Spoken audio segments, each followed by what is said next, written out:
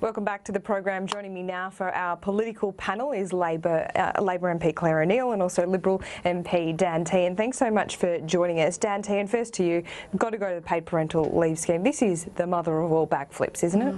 No, it's not the mother of all backflips. This is about fairness and equity. We tried to introduce a scheme which was fair and equitable.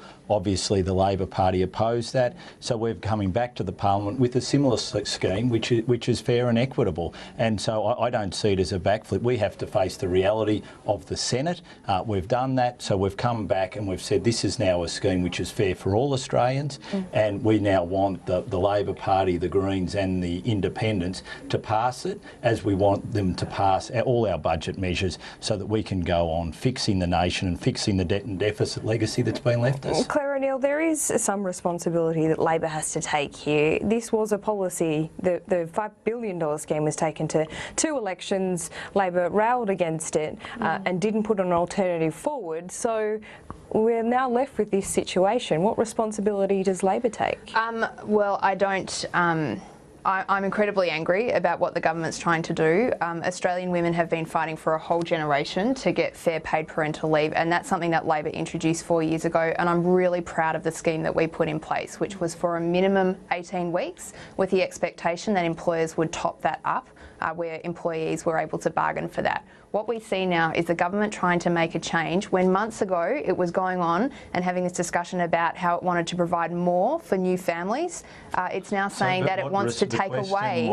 Excuse me, Dan, just let me finish. What responsibility do you take for the fact that ours didn't get in? So the consequence of this policy is that half of new mums will lose some maternity leave. Now, Labor is not going to support a policy that sees new mums have to go back to work before they're ready to do that. But isn't this a case in point that if you are going to rail against something for so long and not put it up an alternative, you can't really complain when you get an outcome that you don't like? I mean, Laura, no, that's not true at all. We came up with the alternative. That is the current policy, and I thought that we'd settled this debate in a really fair way. 18 weeks that the government sets down as a minimum, and employers in some instances top that up.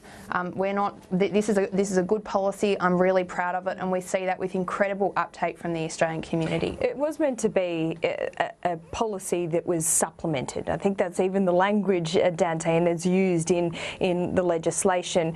Can you just explain to me the turnaround? I mean, we've gone from the Prime Minister saying this is his signature policy, he thinks women aren't getting enough support when they have children, and now the message is, well, actually, you're getting too much. It's hard to explain. No, the message is we want a fair and equitable scheme, plus we want money to go into childcare, because there is 2 issues here. There's making sure that we've got the scheme right, but there's also making sure that we've got some money to fix the childcare system, and that's what the government is doing. And we want this scheme to be equitable, like the scheme that the Prime Minister had proposed, which was much more generous, which the Labor Party opposed. We've said, OK, all right, well, what we'll put in place is an equitable scheme, and then the rest of the money we're going to put it into childcare. So do you think women have been double dipping? Is that a term that you've used? Well, it's not a term that I've used. No one's going to fess up to that, I think. No, but let's be fair though. The language used in this place, if you went to correct the language used in this place every day, that would be a task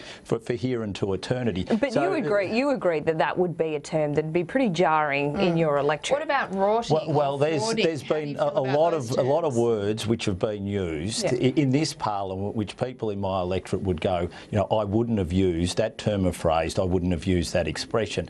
But the key thing here is what we are delivering is an equitable scheme, plus we're delivering funding into childcare. And that's the take-home message, and that's what I'm getting the positive feedback from my electorate on. Let me just say, what you are delivering is a cut in parental leave for half of all new mums in Australia, having argued months ago that the system wasn't generous enough. It is one of the most stunning acts of hypocrisy that we have seen, certainly in this term of Parliament. But really, I can't think of anything more profound. It's outrageous. So there's no hypocrisy on us trying to introduce a scheme, taking it to 2 elections. Saying, no, we said it was not enough, but now it's too generous. You oppose it. You oppose it, and then you sit here and say, "How dare you do this?" We're opposed to change, and we remain opposed to change. The scheme is good as it is. Hypocrisy knows no bounds, I'm afraid, when it comes to the Labor Party and this and other issues. what issues. he's saying Let me doesn't go make to sense. the budget reply speech tonight. This is going to be a pretty crucial speech, I think, from absolutely. Bill Shorten. This is the year of ideas. So far, we've seen 2. Will we see more tonight? Okay, so we've seen more than 2, but let's let that one slide. I'm really looking forward to hear Bill's budget reply speech tonight. I think one of the things I felt coming out of the budget was, there are some good things and some bad things in the budget, but fundamentally to me it was a missed opportunity. When we talk to Australians, there's general recognition that we face some really significant challenges as a country. We've got an ageing population, we've got this rising middle class in Asia, we've got an education system that needs reform. Nothing in the budget that was delivered on Tuesday night went to any of those strategic questions for the country, and this is a chance for Bill to talk about the future and what the plan is for trying to address some of these challenges, and that's what he's going to be looking at tonight. We'll hear the speech later on tonight. Around 7:30 he'll be on his feet in the Parliament, Dan Tehan. But look, I think there's been, yes, a turnaround from last year's budget. Perhaps this is a budget you should have delivered last year. There will be some packages in there that Labor will find difficult not to support, the small business package being one, pension changes perhaps another. But will we see a different approach from the government in the way it does negotiate some of these measures? Well, just on Bill Shorten's budget reply speech, this is going to be the Jerry Maguire budget reply speech. Show me the money. We need to see from Bill where the money is coming from. It's all very well to be empathetic and say, oh, we're going to do this, we're going to do that. But in the end, we have to see where the money is coming from. We saw him yesterday on Neil Mitchell 13 times asked whether Labor has responsibility for the debt and deficit legacy. Couldn't answer it. And in the end said, no, they don't. Clara Neal, does Labor take some responsibility? I just think it's not a very helpful question. The government has been the government for 2 years now, and all we hear is them whinging and complaining about things that happened many years ago. This is a legacy issue as well. So does Labor take some responsibility? Honestly, Laura, I just don't think it's a helpful conversation. I mean, does Dan take responsibility for the doubling of the deficit that happened since, the pre-election fiscal outlook and my phone? What I take responsible for is by the time we finish in government, we will have brought the debt down and we will have brought the deficit down. Now you cannot admit that when you were in government that debt levels went up and the deficit went up. Let me move on to actually a policy area, portfolio. One of your areas of responsibility is chair of the joint standing the Committee on Intelligence, I correct myself, and Security. Now, $450 million to tackle terrorism. $130 million has been set aside for telcos to cover the cost of holding all that metadata. Now, we've discussed this so many times in the past, and we always thought the estimate was going to be around $400 million. So has the government not met all of those costs? So there was a range of figures which was put that it could be between 190 and about 380, 400. Right. Now, what the estimate is we've come up with is around 260 million that we think the overall cost of implementing the scheme will be, and the government is meeting half that. So we've said to industry, we'll meet half those costs, and we want you in partnership with the government to meet the other half of those costs. So that's where that 131... So there's a risk that some of those costs could be passed on to consumers then?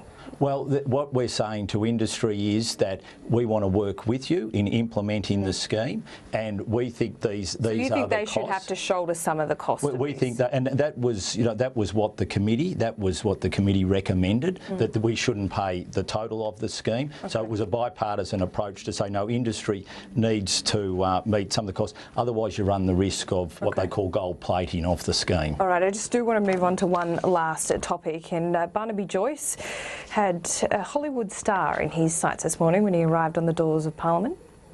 Basically looks like he snuck them in. We found out he snuck them in because we saw them taking it to a poodle groomer.